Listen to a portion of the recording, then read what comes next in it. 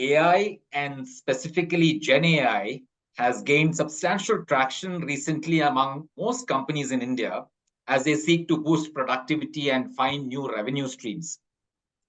However, with this technology evolving rapidly, there is also a corresponding increase in complexities and risks, especially for larger enterprises. This calls for the need for AI governance to establish guardrails that ensure AI tools and systems are and remain safe and ethical. Today, we will discuss what businesses, especially India's critical industries, must do to reach a state of compliance, trust, and efficiency in developing and applying AI. So, welcome to the Science Techies webinar. I'm Sujit John, and I have with me my colleague Shilpa Fadnis. The two of us will moderate this discussion, which we are having in association with IBM. We have with us three seasoned professionals. We have Suresh Nambiar. Suresh is Executive Director responsible for information systems at Indian Oil. He has spent over 3 decades at Indian Oil and has held various information systems roles throughout his tenure.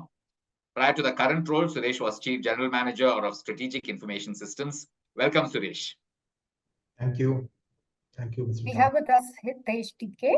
Hitesh is Chief Information Officer at Vodafone India. He has over 30 years of experience and currently responsible for the complete end-to-end management of the complex IT landscape for the third largest telecom service provider in India and fifth largest telecom service provider in the world. He is also responsible for elevating the digital experience of the 220 million subscribers of Vodafone India. Welcome, Hitesh. Hey, thanks. And we have with us Rishi Aurora. Rishi has been on our platform before. Rishi is Managing Partner and Head of IBM Consulting in India and South Asia region and leads the organization strategy and go-to-market. He has over 25 years of experience. In his most recent years, Rishi provided advisory and solutions to India's financial services industries and helped transform several major banks, financial institutions into future-ready organizations. Welcome, Rishi. Thank you. Those of you who are viewing this can send in questions through the Facebook comment box. Sujit and I will put them to Suresh, Hitesh, and Rishi. Coming to you, Suresh and Hitesh, with oil and gas and telecom being two of India's most important industries, can you give us a quick overview of the current state of AI adoption in these sectors? In addition to the traditional AI ML models, what has the impact of Gen AI been on your sectors in the last year? Suresh, do you want to go first? See, the oil industry in India is rapidly embracing AI technologies to enhance efficiency, safety, and sustainability. Traditional AI and machine learning models are being widely used for predictive maintenance, optimizing drilling processes, and improving supply chain logistics. These applications have significantly reduced downtime and operating costs while boosting productivity. At Indian Oil Corporation, we are at the forefront of adopting AI technologies to enhance our operations and drive innovation. Our initiatives under our digital transformation program, we call it iDrive, Indian Oil's Digital Readiness and IT Vision Enablement Project, have been pivotal in integrating AI across various facets of our business. We leverage traditional AI and ML models for predictive maintenance, optimizing refinery processes, and improving supply chain logistics. These implementations have substantially reduced downtime, enhanced operational efficiency, and minimized costs. Over the past year, Gen AI, as we all know, has made a significant impact on our operations as well. Gen AI models have enabled us to generate advanced simulations and analytics, offering deeper insights into customer-generated data. We are using crowdsourced social media reviews to understand the public perception about our petrol pumps and take appropriate action to mitigate any negative sentiments that are coming. We are using Gen AI to predict project delays, specifically pointing out the areas that have been responsible for delays and can potentially cause delays in the proposed projects. We are significantly using Gen AI to process textual and unorganized data, like safety violations, and generating scorecards to understand and mitigate potential safety incidents. And many more use cases on Gen AI as we continue to harness these technologies. ICL is well positioned to lead the industry in operational excellence and sustainability. That's a lot of areas you're using it in. Yeah, we'll get into some more details. I hope you can provide some more details on some of those implementations that you're talking about a little later. But Hitesh, an introductory thing. Yeah, Sujit. I mean, as we know, telecom was, I mean, right from beginning was a heavily technology and IT oriented company. And the what we talked about, the AI/ML was our initial model building and analytics. We were using it because of the volume of data what we need to handle because of our 200, 300 million customers and daily generating billions and billions and records of data. And then we need to get into micro segmentation, analyze certain customer behavior, then put up the right packages to them. So we been traditionally an AIML factory.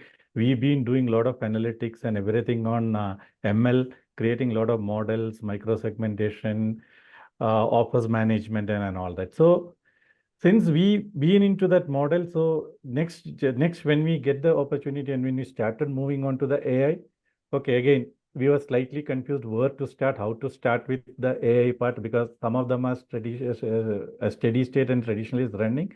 So what we took that on an AI infusion, we started with our digital journeys. And in a telco, since it is completely on customer, what we thought the subscriber onboarding, the first experience what a customer getting when he become a telco customer is the best experience we need to give. So we put a lot of AI engines and AI models on our customer onboarding. And today, if you ask me, we have one of the best industry best customer onboarding application. We call it a Smart Connect app, which is there in the industry and where all our retailers use all our prepaid customer onboarding.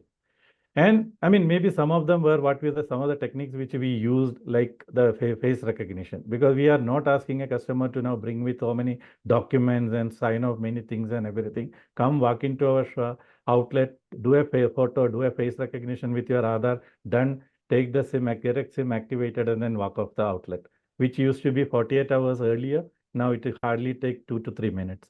So some of the benefits we have seen that, and then we started doing that in the customer onboarding, and then thereafter any customer interaction. Suppose he comes and asks for another SIM exchange or anything, and slowly we are removing that even our employee or the authentication and everything.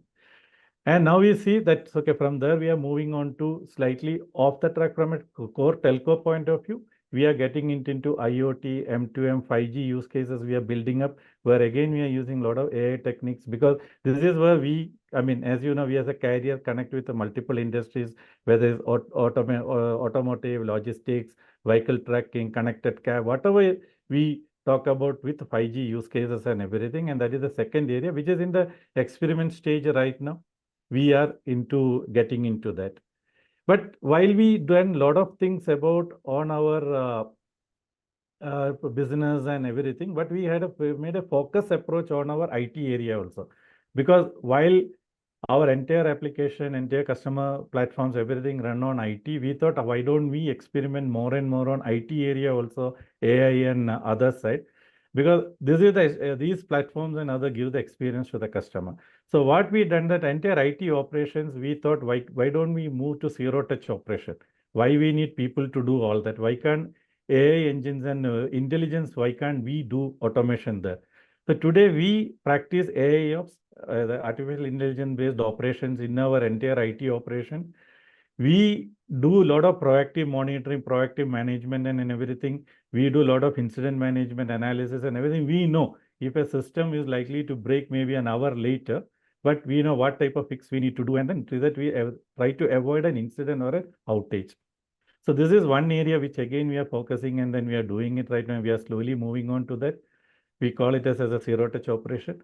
And other area where we are now, since the Gen A come in the last 1 year and a lot of buzz and a lot of things are happening, and then multiple areas we are exploring. Again, we doing in some steps in the customer management and chatbot and everything. But again, what we thought one area where we can do further focus is again on the IT side, because we do a lot of code modernization.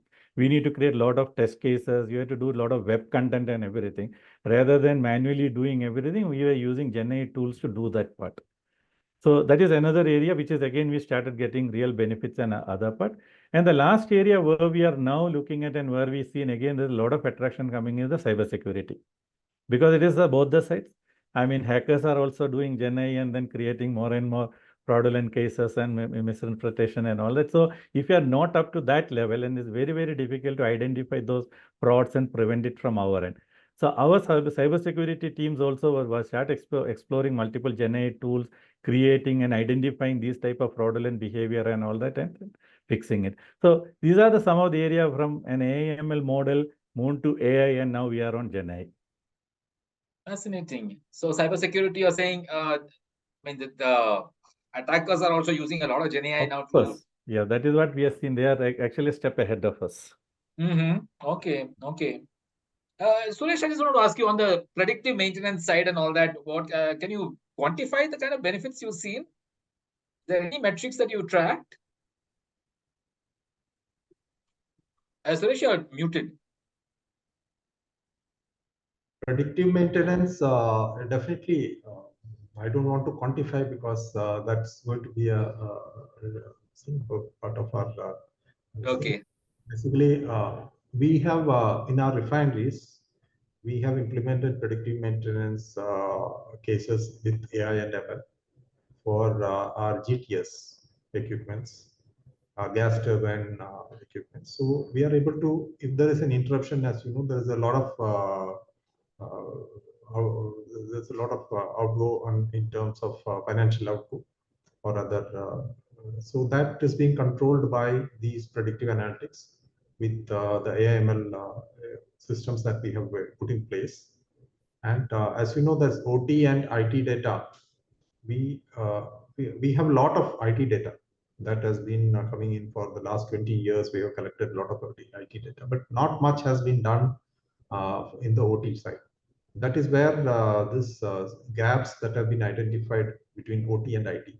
Of course, Vodafone is one company where works on most of OT data for a long. And whereas in Indian Oil, it is IT that we have been working. We have been able to reduce this gap between OT and IT, and bringing that into AI/ML gives a lot of benefits in terms of predictive maintenance. So as I was talking about on the predictive maintenance side, we the GTS systems or the OEMs, which multiple OEMs who have given us different equipments across the refineries, the SCADA systems, etc. The analysis of these have given a lot of benefits in terms of predicting the interruptions, because interruptions actually cause a lot of and especially when there are no alternate sources. If there is an alternate system, then of course it can take as a backup. When there are no alternate sources, then uh, interruptions actually cause a lot of havoc to our production system. It could even bring down the entire refinery and bring it to a shutdown. So these kind of systems have helped. AI/ML has helped a lot in our, because we have brought all these data today. All the data from all our refineries are coming, flowing. Means what is relevant. What is relevant for analytics just flows into our data lake in a central repository, and we do analytics and gives predictive. Some are with respect to flares. You know, in a refinery, flare analysis will actually also give a lot of inputs on where exactly the problem lies in the processes and the production. Okay, no, it's very interesting to see huge companies like yours, Indian Oil and Vodafone, in so many areas you're using AI, ML, and now Gen AI as well. Rishi, I mean, of course, the topic today is around guardrails around AI. Can you tell us, I mean, given the amount of AI that companies like Indian Oil and Vodafone are using, I mean, kind of possible challenges that they could face or can face in their AI journeys and the need for AI governance? Yes. So if you see, 2023 was the year of, primarily doing pilots, primarily doing proof of concepts, right? And now if you go across the industry and you basically check on how many of those pilots have converted into programs, the percentage is pretty less. And why the percentage is less, right? Why these pilots have not been converted, into programs? The few challenges which I see, basically, one, yeah, I will talk about data. See, what feeds into these AI models? Data feeds into these AI models, right? Businesses have not been able to derive, true value out of this AI, primarily because their data architecture, if I can call it that, is not in place. Data architecture today is, is more, it's more prominent today because data is actually stored across multiple environments, be it on-prem, on cloud, hybrid cloud, public cloud, private cloud, right? Data is really scattered, right? So how do we really access that data? How do we really, take care of data quality issues? How do we really ensure that, that data is secure? So basically, one reason I believe why, the one challenge which organizations face and one reason I believe is around this entire data or data architecture. Second, organizations today have been, hiring skills or training skills, which frankly did not exist a couple of years back, right? So basically there is skill gap in the industry, right? If you have to have true adoption of AI across your enterprise, the skill of Gen AI should be there in your enterprise. Cross-skilling, upskilling, retraining is basically a cost-intensive exercise for organizations, right? So the second reason which I basically see is around, skill gap, basically to deploy AI. Third, according to me, the most important, right, when you are embarking on a AI program, right, AI should basically elicit trust, right? It's all about, the outcomes which you are getting, those outcomes should be trusted. Majority of AI models are trained on unknown data or basically data which has unknown provenance, right? Where is that data really, really coming from? So basically, how do you then trust the output of data, right? Or output of the model, right? So the, AI models, right? The outputs, basically, they have to lack the drift. They have to lack, biases. They have to be absolutely transparent, right? So that's another challenge which I see organizations usually facing. If I can just add on this, how are we at IBM trying to work, through these challenges? What's the next dot data, which is our own AI platform, right? What's the next plus data? It does not, it allows you to get your own data sets into our platform. So basically, instead of an unknown data set, you are working on a known data set. It does not only allow you to do that, we go one step further. What we also do is the data sets which are, basically on the internet, and if I can call them internet data sets, right? How do we remove biases from those internet data sets, right? So that the models which then use these data sets can be trusted. So at IBM, we are doing all of that. If I again talk about, governance, see, we do a lot of research, right? We have something called as IBM's Institute of Business Value, IBV. 71% of chief execs in India, right? They believe that without a stable governance, AI models will not be successful. So governance is very important for success of any AI program, right? What's the next dot governance?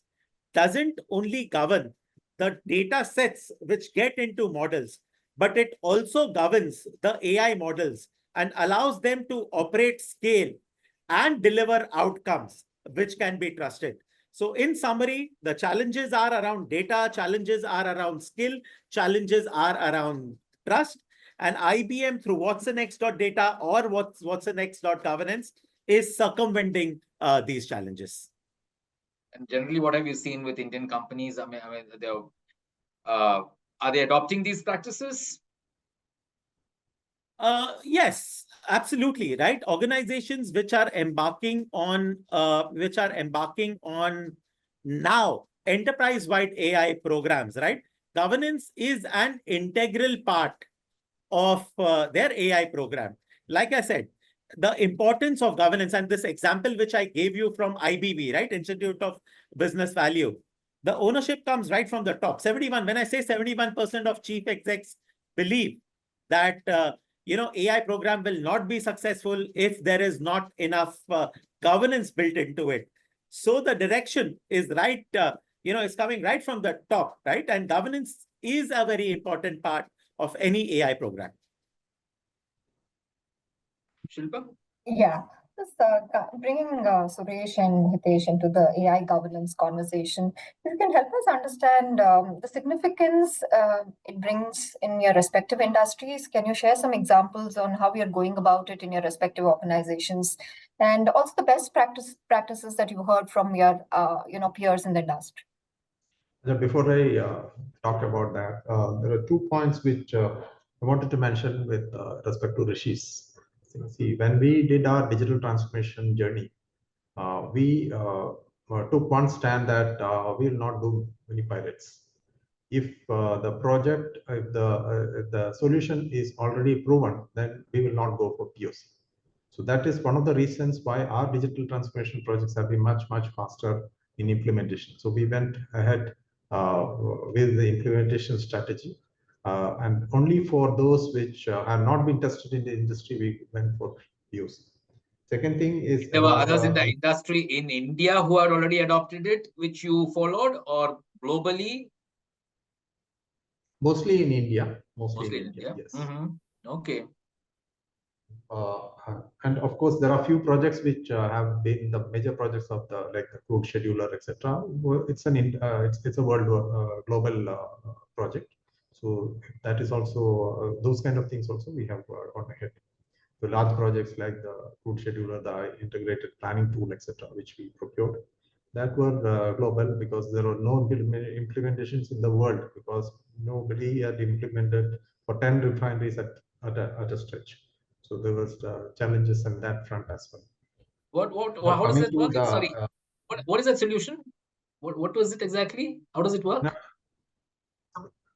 Crude scheduler, planning and scheduler system. Okay. Integrated planning tool. What about planning the crude imports and entire scheduling activities that have to be undertaken. Okay. That is basically coming to the AI and ML with respect to the data that Rishi was talking about. See, as I said, we generate a lot of data continuously, and that data, and the models that we created in AI ML were our own. So we had nothing to actually take from the internet, except for the corporate the IT, where the crude movements or the ship movements. Those were the only things that, if at all, we had to take from the internet. All other data was actually getting generated through our OT devices, and that is where there's a slight difference with I would like to point out with respect to Rishi's point of data in the internet and creating models on the internet. So we had our own models created in our own basis. So with respect to the AI governance, that of course, as he says, definitely data, skill, and trust is the most important thing. And AI governance plays a crucial role in a highly regulated, mission critical, and safety conscious industry like us. Primarily at Indian Oil, we have been using AI to optimize production processes, predict equipment failures, enhance safety protocols, etc. Effective AI governance ensures that these AI systems are reliable, safe, and ethical. As you know, ours is a highly regulated industry. We form part of the CII, Critical Information Infrastructure of the nation. The AI governance helps ensure compliance with environmental regulations because we have bound to report to the CPCB the safety standards and other legal requirements through transparent and accountable AI systems. Being one of the nation's critical information infrastructure, we have been entrusted with the responsibility to keep our critical operating data secure and safe with highest levels of protection. A well-documented AI governance framework ensures the protection of this data against breaches and misuse, maintaining trust and regulatory compliance. And Indian Oil, we have been using AI for yield optimization, revenue maximization, customer satisfaction, etc. for quite some time now. And I believe that we are one of the early adopters in this area and have deployed AI models at scale. IOC has implemented AI-driven predictive maintenance systems, as I've already mentioned, for heat exchangers that analyze data from various sensors installed on these exchanges across our bigger refineries. These AI models predict the optimum time to clean the heat exchanger, allowing for timely maintenance, reducing downtime, as well as increasing the efficiency of the exchanges. Our idea has been to showcase how integrated governance practices can maximize benefits while mitigating the risks. This approach not only enhances operational efficiency, but also establishes a framework for sustainable and ethical AI deployment across the industry. The primary focus is on data quality and management. Ensuring the quality and integrity of data fed into AI systems is crucial. We have established robust protocols for data collection, validation, and management. This ensures our AI models are trained on accurate and reliable data, which is essential for the effectiveness. Transparency is another cornerstone of our AI governance. We document our AI processes and decisions meticulously. This helps us audit our AI systems effectively and hold them accountable for their outputs, ensuring trust and reliability. We believe in continuous monitoring and improvement of our AI systems. By regularly updating them to adapt to new data and changing conditions, we ensure that our predictive maintenance systems remain effective and relevant over time. We have a continuous interaction with the users, and that gives us a lot of validation of what we have done in AI.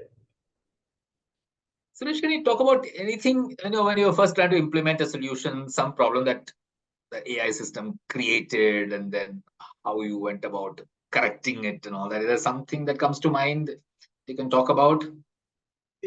What happens in generally when we implement an AI ML model is we go to the user first, and then once he brings up with the problem, and we have a discussion, the initial round of discussion, we try to identify what are the parameters that actually goes into his suppose it is a performance or yield optimization of a particular unit. So we try to find out what are the parameters that go into this yield optimization. Maybe we initially in one case we found there were 1,000 parameters which the user said are contributing to the yield. So then over an iterative exercise, we bring it down to say 300 initially at phase one. And then again, that is because 300, if I ask an operator to adjust 300 parameters, he will actually not be able to do anything. So we then again do an iterative model exercise, and then we have been able to bring it to around 15 parameters. So this we found that 15 is okay for an operator to adjust. So 15 parameters on a screen and show that these will take care of 95% of your 85% to 95% of your yield optimization. These are contributing to the 95% of your yield optimization, and then that gives a confidence to the user as well that he will be able to operate. So seeing at the 15 parameters is very okay for them, and once he confirms that this is working, then we give a few kind of iterations, and then for finalize. Maybe there will be one or two that may have to be dropped, and something else may come in over an iteration or a few iterations. But that is okay. That is how we finalize, and then after that, once the model is finalized, we go into production and we announce that this is what he has to continue with, and thereafter we have regular updates so that the learning process has to be there, because model updations has to be frequently done also. Otherwise, we will all be working with the old model. So the refinery as such is a dynamic process with many times the models of the crude, the type of the crude changes at different receipts. So then it requires a kind of adaptation so that the data that is collected. So every 2 to 3 months, we rerun the model and get it updated. It depends upon the unit that you're working. So certain units you may have to update more frequently, some may be less frequently. Got it. Okay. Hitesh, same things. Yeah, Sujit, almost same things what Rishi and Suresh talked about in our journey also. Like, I mean, when we start looking at AI governance or we start looking at AI, the first and foremost is the trust part is the most crucial. How much we can trust that AI model or the engine, because this is no more a human. This is so much of data you fed into it, and then based on the various data it analyzed and looked at various scenarios, and then finally it is creating or predicting certain models or anything. So, but when we start looking at and when we want to create the trust on an AI engine, what we have seen is rather than, I mean, AI governance is a must, but before that, we need to have a proper data governance, because the data getting generated at multiple levels, at multiple times, multiple scenarios. Like, I mean, I can talk about telco because there are roughly around 400, 500 nodes are generating data across the country. And on top of it, if the customers are roaming and all across the globe, data is generating and then pumping into us. So sometimes there are similar data, sometimes are contradicting data. So we need to understand what all the data parameters we need to take and then put it into the system. And there's one more challenge we've seen is, again, three people look the same data in a three different way. So you need to have a proper data definition. Otherwise, the prediction or whatever you do, maybe one person from a customer service point of view, yes, he will looks like that prediction looks accurate, but from a marketing point, so he may be more looking from a retention on a lower price point. But the same thing when you look at from a marketing guy, it may be a revenue loss. So if the definitions are not perfect and we are not looking at the same way, one may be a trust for one part of the business unit, but then it will create a problem for the other side. So what we first focused is how we get the data governance first and put that in place and move from multiple points of data sources into a single data lake. So data engineering is the first and foremost step if you want to get a proper AI and the trust to be built up, and then the AI engineers to start. So just to give an example, like typically for telco, our one of the most maximum complaint, like whatever customer calls up and complain, maybe 60% of the complaint will be on network related. They are facing a coverage problem, they are facing a data slowness, call drop happening, can't hear the other side and all that. But you look at it, this customer may be calling from anywhere from this geography, from anywhere. We really don't know from which point exactly at which location the customer had made the call. He may give some lat long or may give some reference. He is using a digital hour app. Maybe we can get accurate, but he's making from a phone call. We really don't know from where the customer exactly experienced that issue. Then we need to correlate so many incidents happen to the customer or his data session, call voice session, SMS happened during the last half an hour, 1 hour, 2 hour, or whatever. And then we need to correlate, is there any other network incident happened during that time, or is there a similar, I mean, is a seasonal impact? Okay, in a monsoon time, okay, we see these pockets having this issue. So this entire correlation has to happen. So what we done that this was happening earlier manually around, I mean, you won't believe the number, around 600 people sit around 4 days and then analyze, and a customer, you make a complaint today, normally response goes to the customer after 4 days. So this is the area we took up when we put all the data governance and engineering first, put every data today. Then we start building AI models on top of it, like where Suresh has talked about. If the people are given us some 500, 600 attributes to look at it, it is impossible to make a model out of it. Then we narrow down further model building and other happen and all that. And then again, initially the accuracy level, and that is where the AI governance plays a role, because initially you will not get an accuracy level of more than 30, 40%. And then from tune to get an acceptable level. So this is where the senior management and AI governance works very closely, handhold the users, handhold the team, ensure that it is coming accurately, and then tuning happening and all that. And today, if you ask me, we are at an 80% accuracy, and from out of 600, almost 400 people, we don't say sacked, we'll say liberated, because we are using them in other areas, but this is the way. But I have seen two things playing a critical role. One is the AI governance, how best we govern and run the model building, tuning the model. Second is the data engineering and the data governance. So this is true if we do it in a business process and like this, where it is a multiple data elements are coming up.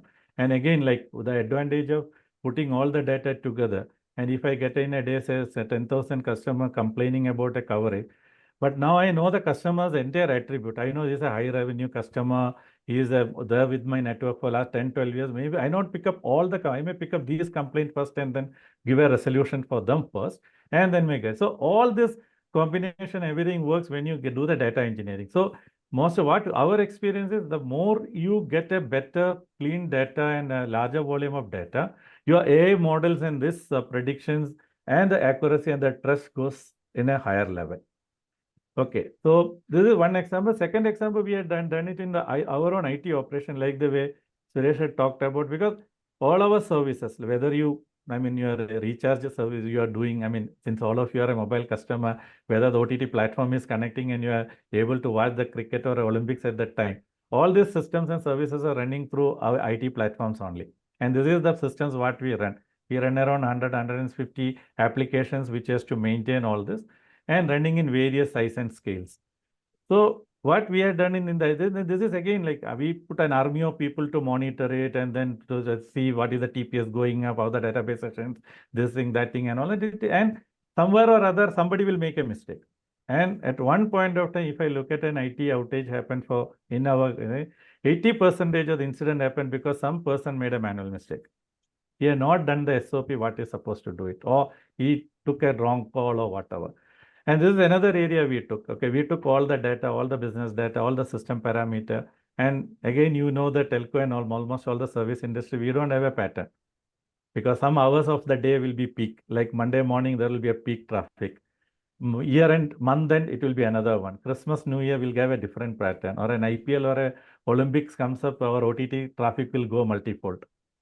And these are all not like 1000 TPS going to 1200 TPS. It is like 1000 TPS going to some 18,000 TPS type of a change because there's a millions of customer doing it. So what we've seen that when manually you do all this is again another difficult task to do it. We brought same AI governance and data model, everything here. We brought every data, again put out the critical service, and today we predict. So today it is an Olympics and so we put all external parameter and predict. So services run in this fashion. Today, this is going to be the max TPS at 10 o'clock. This is the database session is going to happen. This is the response time going to happen and all that. The good part is, if I'm, say, I see in maximum load, my response time is a 1 second. But if I'm seeing even at a less load, early morning at 8 o'clock, my response time touching 1 second, I know there is something going wrong in the system. So we can make the preventive action much, much earlier so that we can avoid a service outage in the later. So this is again not easy. You need to, because this is the case you ask how can go wrong. Yes, false positive can be there. You may get a wrong alarm. You may take an action. It may impact some other service. So this is where again the AI governance and the data governance work so hand in hand. You need to take all your incidences, problems and everything and then analyze and see, yes, if this is the one 80% of accuracy, you can take the auto heal.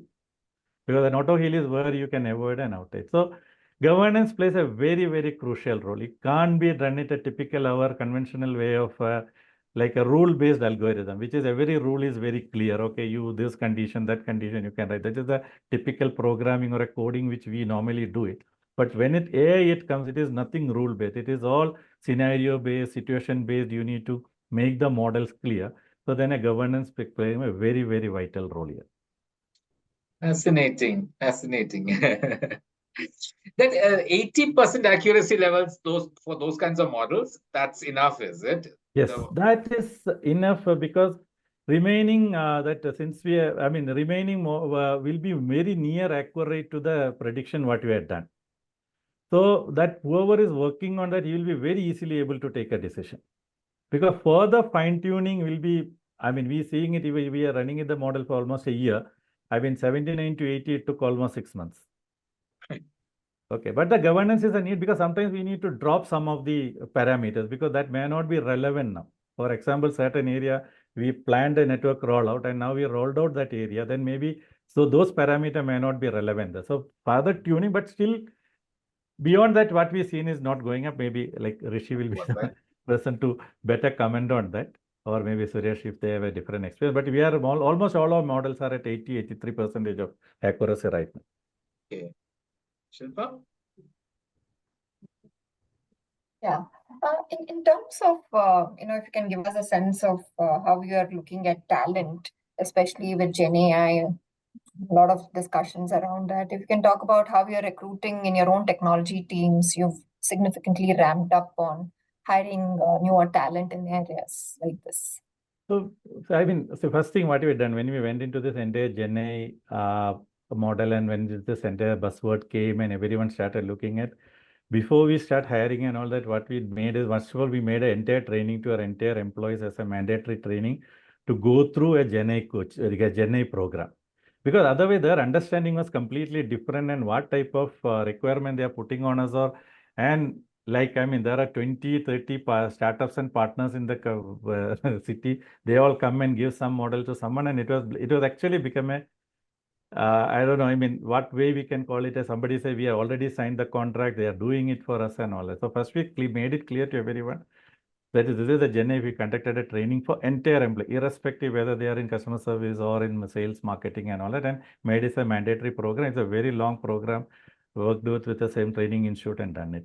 Second, yes, there is a challenge of getting the right resource, and you won't get anyone today. So what typically we are looking at today, it is we get freshers, completely freshers from the college, and then rather than, I mean, diverting them into the conventional technology and telco and all that, we only exclusively put them only to learn Gen AI techniques, again join some courses, do it, and then start experimenting on our models. And to some extent, we definitely embark on partners like IBM and others, and where we get resources then who work with us for these Gen AI models. Suresh, you want to add to that? Yeah, with respect to talent, what we have done is we had, when we started our digital transformation in 2019, we had engaged a consultant. So the initial initiation, so to say, was given by the consultant to our group of, because this strategic information systems group was carved out of the information systems group, and this was dedicated. It was a special purpose vehicle, kind of only to drive the digital transformation of India now. And therefore, the small group which we started with 4, now it has gone to about 30. This transformation has happened with the initial learning being handed over by the consultant, and thereafter we were able to pick up ourselves, because we were all computer graduates, and the group, as the team, has actually performed well in bringing out all the analytics use cases and the AI ML technologies, including the Gen AI technologies in terms of and then what we did was, during the course of the last 4 years, 4 to 5 years, we have conducted hackathons across the organization. We did one for the business intelligence tool, one for the analytics tool, one for mobile tools, and also one for Gen AI tools with coordination with the Microsoft. And we had good response from the teams. What we did was, we conduct on the web, we did training programs, 2 to 3 days continuous training programs, and those who were capable and got interested in the Gen AI, they were there in the hackathon, basically part of the thing. If it was a Gen AI use case, then they ideated themselves, brought in and presented their Gen AI use cases, and the best was selected and awarded. So that is how a few of the Gen AI use cases we were able to achieve. Apart from the ABSA, that is the aspect-based sentiment analysis, and the project review thing, which I had already mentioned. Wonderful. I mean, really interesting to see companies like yours doing this. Rishi, I mean, tell me, I mean, when you see enterprises that are embarking on their AI governance journeys, what would be your advice? What would the base roadmap look like? And what is the importance of responsible AI in this? Okay. So we talk a lot about, I just spoke, AI should elicit trust. So basically, what is responsible AI? How do you really define, responsible AI? In IBM, we call it the pillars of trust, right? And what are these pillars of trust? It's pillars of trust is basically a framework which will help you to define responsible AI. Responsible AI is a framework which you will then follow to build, deploy your AI models. So what is this framework, and what are the pillars of trust which we use in our programs to deploy responsible AI? First is all about explainability, right?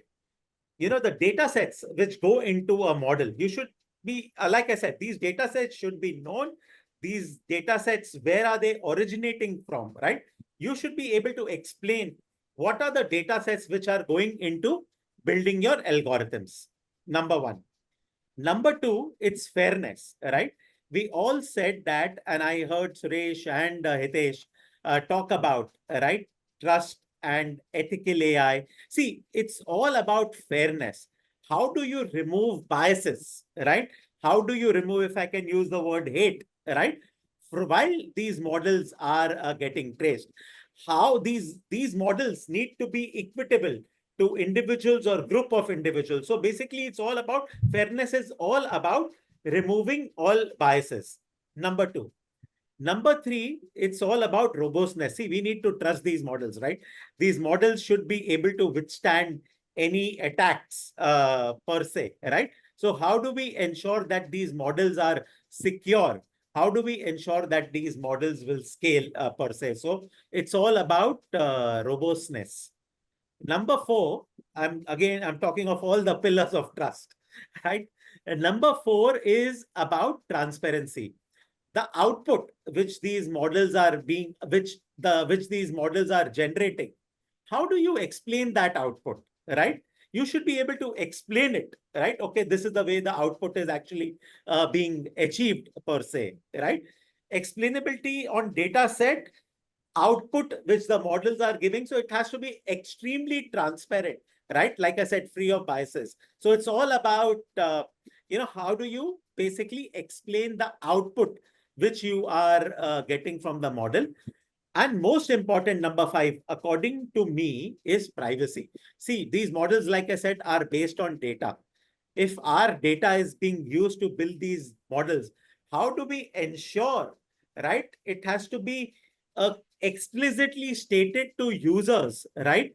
How their data is being used, how their data is being stored, right? So privacy becomes very important, right? So these are basically pillars of trust, is a framework on which ethical AI is, ethical AI programs are built. Ethical AI, responsible AI programs are built.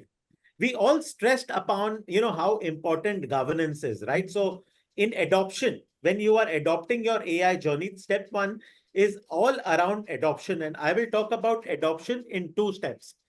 First step is automated adoption. What will automated adoption do? Automated adoption will alleviate any manual errors, right? Basically, it will protect the risk and it will protect your reputation per se. So basically, any manual errors should just be cleaned up, right? So that is all. That's all automated governance, if I can say that. Then I will say organizational AI or organizational governance. What is organizational governance? Basically, checks and balances in terms of how do we govern the program which we are running? How do we ensure that the program which we are running or the models we are building, for example, are always secure from cyber attacks which are coming? Who will do it? Basically, AI boards. Every organization has, they can adopt a different set of people. So there can be an AI board, there can be a center of excellence per se, which organizations will build to continuously monitor and govern and check these models which are being set up, right? So this is how you kind of go forward and, adopt or implement a responsible AI. In IBM, what we do at IBM Consulting, right? Any AI program which we build, the basis of it is, an ethical approach is embedded as part of our build per se, right? That's what we do. We also use a lot of assets and accelerators which we will have. We'll use a lot of technologies which we already have to ensure that ethical AI is at the center of any AI program which we embark upon. Pillars of trust. I mean, which part of this process normally takes the longest time, most difficult and all that? See, according to me, right, we have to basically be very aware of what output or outcome assuming that your data is in place now, what are the programs which you want to embark upon? What is the outcome or output which you are expecting? The change management part of it, if I can talk about that, right? Ensuring that your business case or program objective is very clearly set, right? Parts of it will evolve, but what are the AI models which you want to start building or start developing? What is the objective which you want to start achieving, right? I think the part one of program, the program definition, I guess you should spend a lot of time on that, right? Because you don't want to keep, revisiting is okay, but revisiting to scaling it up is okay. But revisiting to change all the time will waste a lot of time and energy of, of the organization per se. Okay. Suresh, Hitesh, I know you spoke about this already a little bit, but do you want to add anything to what Rishi just said? I think more or less Rishi had covered it, and especially when he talked about all the trust and the responsible AI, and since we have been completely drive on the customer data, and then that is comes most of the personal and the privacy data. So our focus is primarily whatever we do on customer, and then based on which we are taking any action, or if you're sharing some data to monetization, our primary focus is how best we are not getting into the privacy side, because that is very, very crucial. And even on lighter things, it happens, and the type of the consequences and others on that. So while bias and many other part we can easily detect and do it, this is something which is strictly very, very difficult. So we doing it even as a customer complaint and the closure exercise what we talked about, we still ensure that we are not exactly telling that, okay, you are in this location or anything, because it's, the type of what type of. So we will only area and somehow, because even we don't share to the person who is finally closing the ticket with the customer, not exactly do that, because we've seen that issue happening. So since it's for us, it's 90% is the customer data, and then balance is our technology data and all that. So we have putting maximum focus on that to be a proper responsible AI. Privacy, yeah. Suresh, is there anything you want to add? Basically, we also handle customer data. So with the coming of DPDP Act and all, I think there is a lot of importance that we need to give for the ethical part of being a responsible, using a responsible AI. So it is still with the issues with AI, there could be hallucinations, there could be biases, and time may not be far before even Einstein might fail in observing the tricks of a magician. So there could be some kind of a magician attacker who can actually misguide an AI and bring it to some other some other suggestions. So which is not good for the organization. So that we need to be, as Rishi was talking and Hitesh was talking, there is a lot of governance that has to go in, and we need to strengthen the governance mechanisms of creating a very responsive AI in any organization that would like to take AI, and especially with Gen AI coming in, it's going to be a different ball game altogether.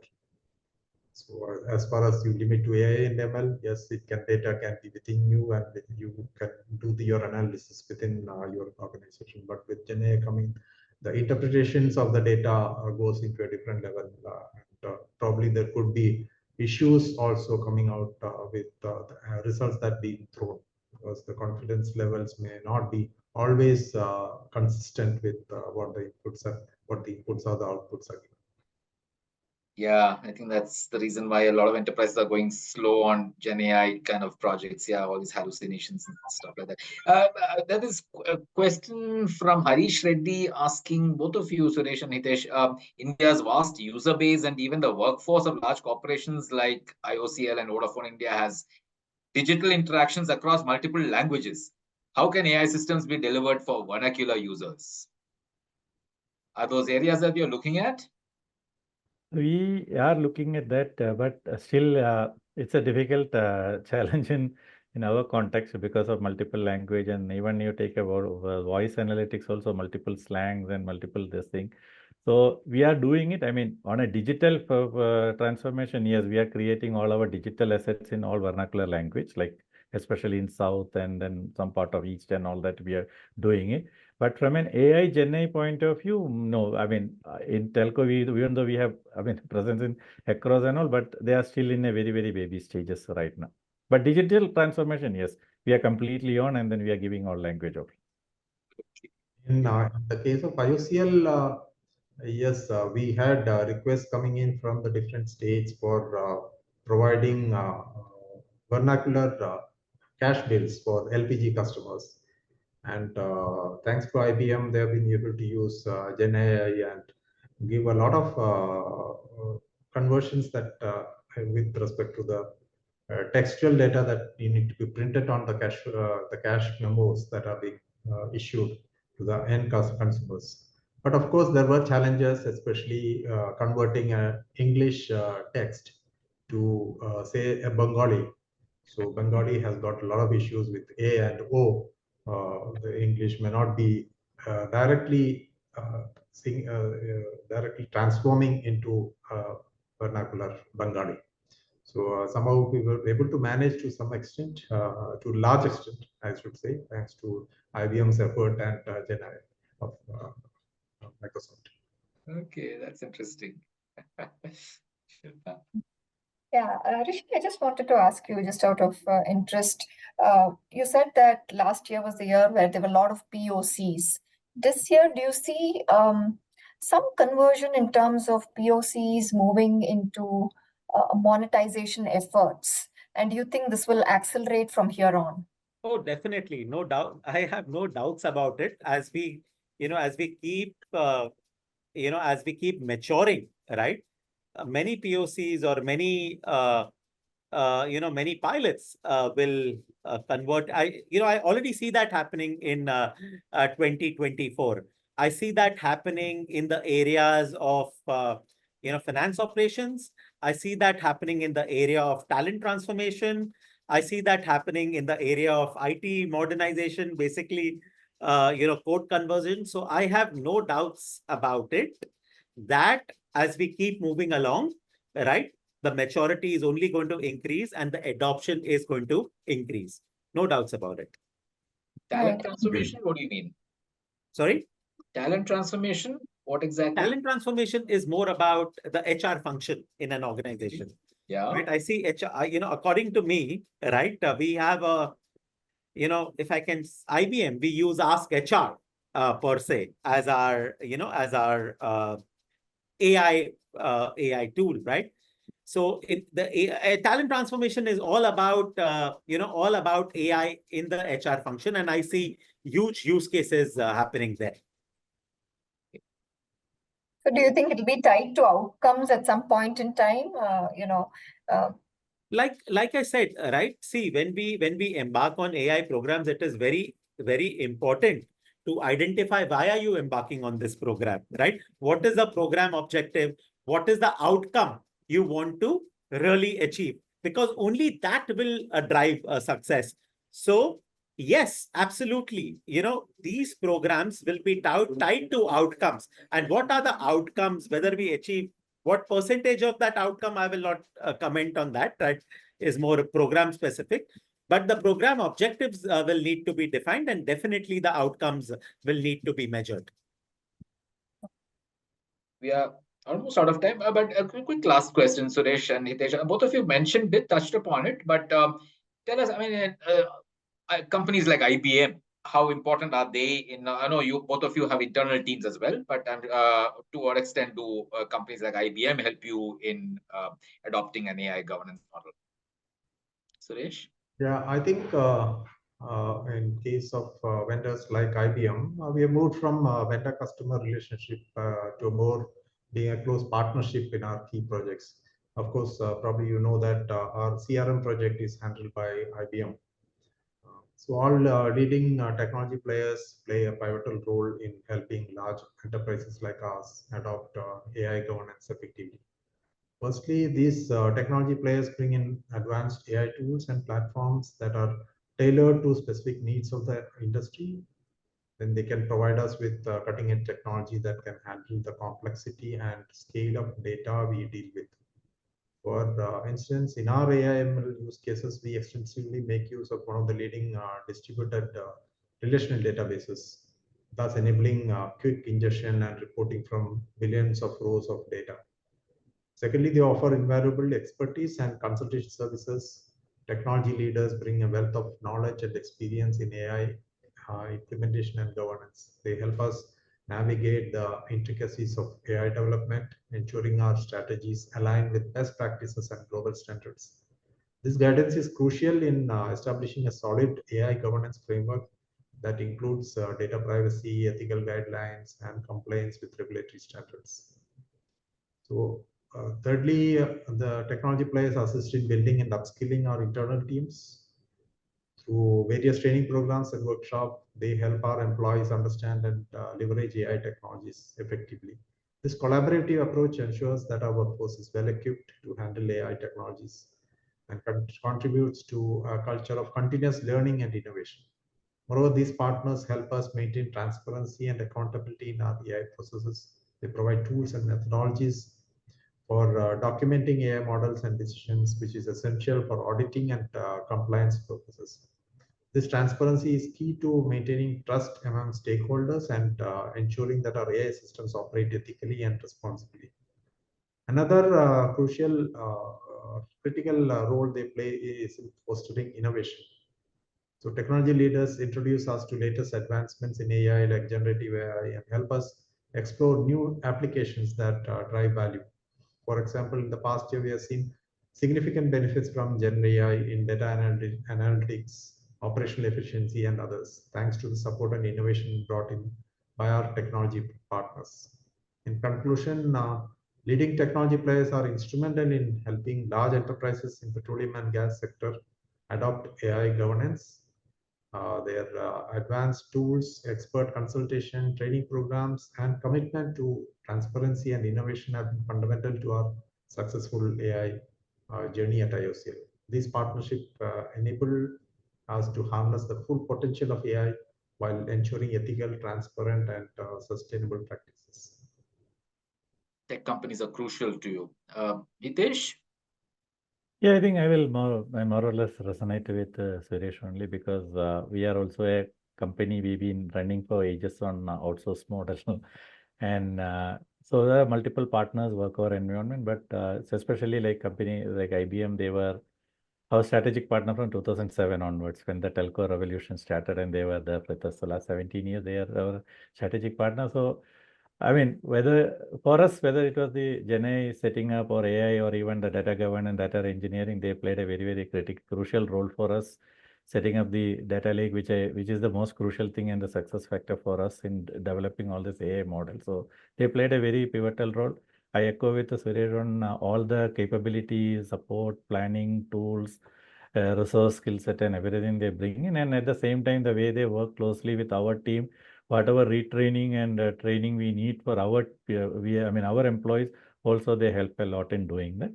And we do the same thing with all other technology partners. We have a large ecosystem of partners we work because we fully operate on this outsource model. And everyone bring their own tools and technologies onto it. And so overall, when we today playing a good role on AI and all that, they do that. And bringing the governance and everything is another good part, which practically we miss it in our scenario. And the last one, whether again seen with partners like IBM, they'll bring a lot of global practices and other part, which for us, and I mean, like we as a very young industry, only 25 years, so many things is a new practices and new things, and this is where they help us in bringing some of the process and practices, and especially we run with this large volume of data and all that. Yeah, I remember those press releases from 10, 15 years ago. I mean, Vodafone tying up with IBM for those big contracts and all that. And then, of course, renewals and all that in subsequent years. I guess IOCL must be a similar customer. Yeah, but it's really interesting to see the kind of AI ML adoption that, massive companies like yours and absolutely critical industries like, IOCL and Vodafone adopting across a range of areas. I had no clue, that you were using these kind of technologies in such a vast set of areas. And of course, if companies like yours are doing it, it gives a lot more confidence. And obviously, you're doing it with a lot of guardrails in place. And you described all of that. And that should give a lot of confidence to smaller enterprises to adopt similar technologies, I guess. If you can do it, I'm sure everybody else can. At your levels, it's phenomenal. Thank you so much, Suresh, Hitesh, Rishi, for a very interesting discussion. AI ML, of course, is everybody's talking about it, but the way all of you are using it, fascinating stories coming out. Thank you so much for being on this platform. Hope to see you again. We can actually do separate stories on the kind of work that Indian Oil and Vodafone are doing with AI and ML on some other day. Yeah, thank you so much. Thank you so much. Thank you so much. Thank you. Right.